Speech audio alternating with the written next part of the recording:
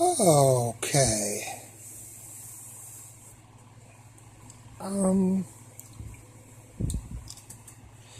Today we're going to do a little bit of vector calculus. We're going to do something called reversing the or undoing the gradient and divergence of scalar and vector fields. So why don't we get started with this? And we will. I'm sorry, let's get that over a little bit. Let me cover up this side so we don't get distracted. There we go.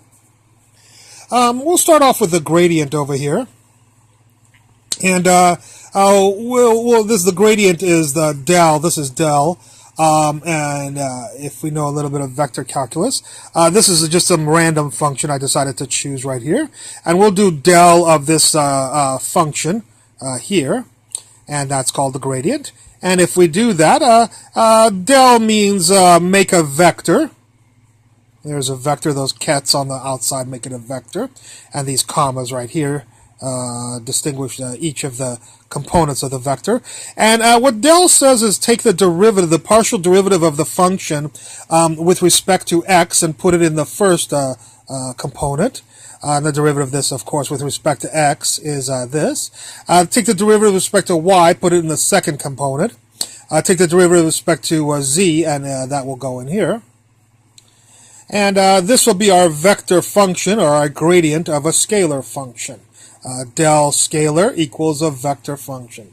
Now, our question is, if somebody gives us this vector function, how can we get back to the scalar function that it came from?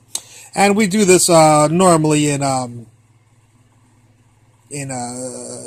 third semester of calculus, vector calculus. And what we do is we take the first component, or the second component, or the third component. I'm just going to take the first component and integrate with respect to x. If we take the second, we have to integrate with respect to y.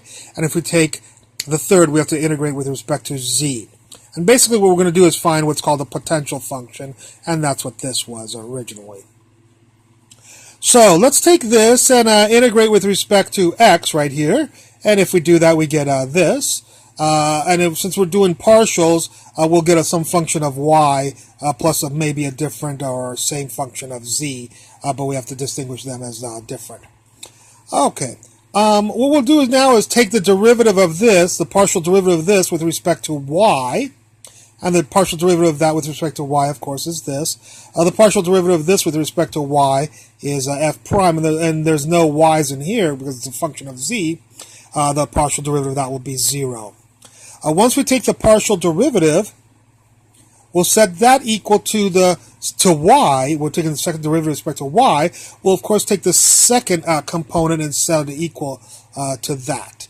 And then what we'll do is we'll solve this equation that I've outlined with this orange, this equation right here, not including this. We won't worry about that. And when we need to solve for f, so first of all, these two will cancel right here. And so we get f prime of y is equal to 0. And then we'll integrate this equation, and the integral of f prime is f, and the integral of 0 is some constant c. So now we get a better potential function because now we know who fy is, and we put fy as c in there. And now we'll take and of course we still have the gz that we don't know. Now we'll take the partial derivative of this with respect to z, and we'll get the partial derivative of that with respect to z is this, of course. This is 0, and this is g prime. And since we're doing the partial derivative with respect to z, we'll set that equal to the third component, which is this. And then we'll solve this differential equation, if you will, right here, just these people right here, not this stuff. You can throw that stuff, the equal sign and the phi z away.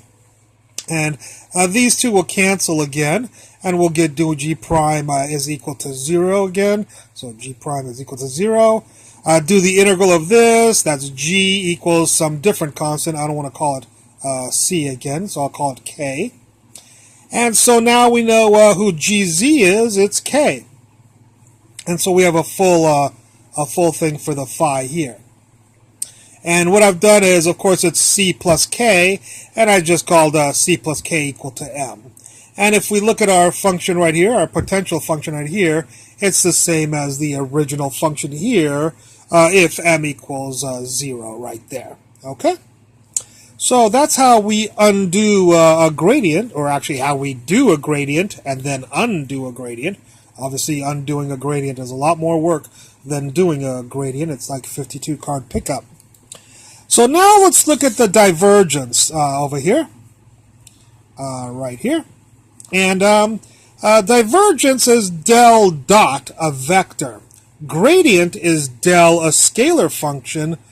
Divergence is del dot, a vector function. So there's our vector function. I'm not going to do a three-dimensional one because a three-dimensional one would be... I try to keep my lectures kind of simple. I know people think, well, that's what do I do for really difficult problems? Hopefully there's other people on the internet that do it, or if this becomes popular enough and people want it, I will do more complicated problems. Otherwise, we stick to a little bit more simple problems for just to introduce you to the topic. The reason I'm doing two-dimensional, as we will see in a little while, is that two-dimensional brings up two possibilities. Three-dimensional will bring up like 9 possibilities, and that would be an hour-long lecture, and I don't think you have a patience for when we introduce a subject to you for an hour-long lecture. So I'm going to stick to a little simple one, and if this becomes popular, I'll make the three-dimensional one. I think you might be able to get the point, though, from this one. So let's do the divergence of a vector function. What does the divergence of a vector function mean? Well, first of all, the gradient of a scalar gives you a vector, but the divergence of a vector gives you a scalar. It does not give you a vector. So let's see how the divergence of this vector function gives you this. Well, divergence just means take the thing in the first component and take the partial derivative with respect to x, which I did right here. Then always put a plus, and then go to the second component and take the derivative of that with respect to y, which I did right here. And then if there was a third component, of course, you'd do plus, and then take the last component, the partial derivative with respect to z, and put it right here. But we're only doing a two-dimensional, so we'll take the derivative with respect to x here, and the derivative with respect to y here, and we'll always put a plus in between. Of course, if this was negative here, we'd have a plus, a negative, this island. Okay, now, just like we did here, we took the gradient of a scalar function and got a vector function. Then what we wanted to do is transform this vector function back into here. So what we want to do is we want to take this and somehow, through some process, get this vector function that we had originally right here. So how can we do that? Well, it's a little bit more complicated with divergence. First of all, there's two possibilities. Because divergence is always scalar, which are usually added features, or added terms. So what could have happened was this first term was the first component, and the second term was the second component.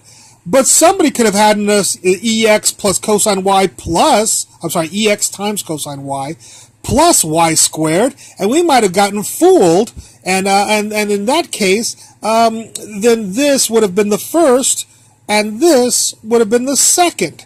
Let's do the first thing where we assume this was the first and this was the second component. Well, of course, if this was the first, we'll have to take the integral with respect to x. So let's take the integral with respect to x of this, and if you take the integral with respect to x of this first term, of course you get xy squared plus some function of y. And then we'll take this second term, and we'll do the integral with respect to y. If there's a third term, we'd do an integral with respect to z, but like I said, we're only going to do a two-dimensional one. And the integral of this with respect to y is, of course, all of this, which is e to the sine y plus g of x, is a possibility for this scalar function.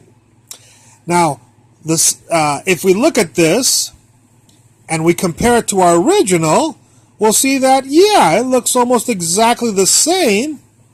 It looks the same, except this has an fy and this has a gx. That means that there's lots of functions whose divergence is this scalar function right here.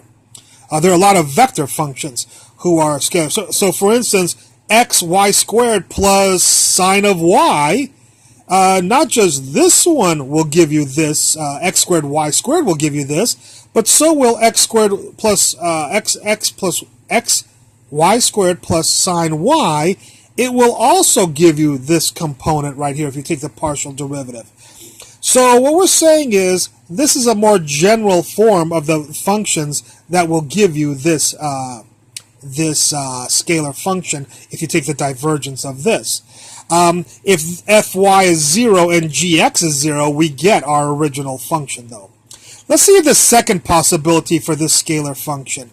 What could have happened was this was the first, because addition, it doesn't matter which order it comes in. So maybe this was came from the first component, in which case we have to take the integral with respect to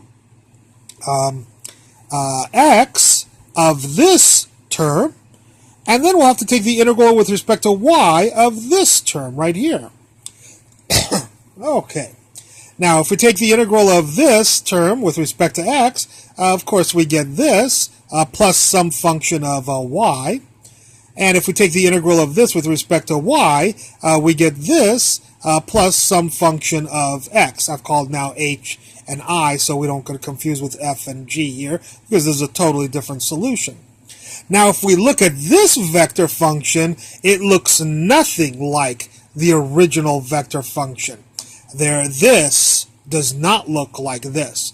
And yet, the divergence of this function gives you the same scalar function that the divergence of this gives you, even though it's a totally different function. And actually, there's an infinite number of functions that are possible. For instance, natural log of y here, and tangent inverse of x here, and you take the e to the x cosine y plus natural log of y, y cubed over 3 plus tangent inverse of x, and you take the divergence of this, and you'll get the exact same things, exact same scalar function. So that's pretty amazing that totally different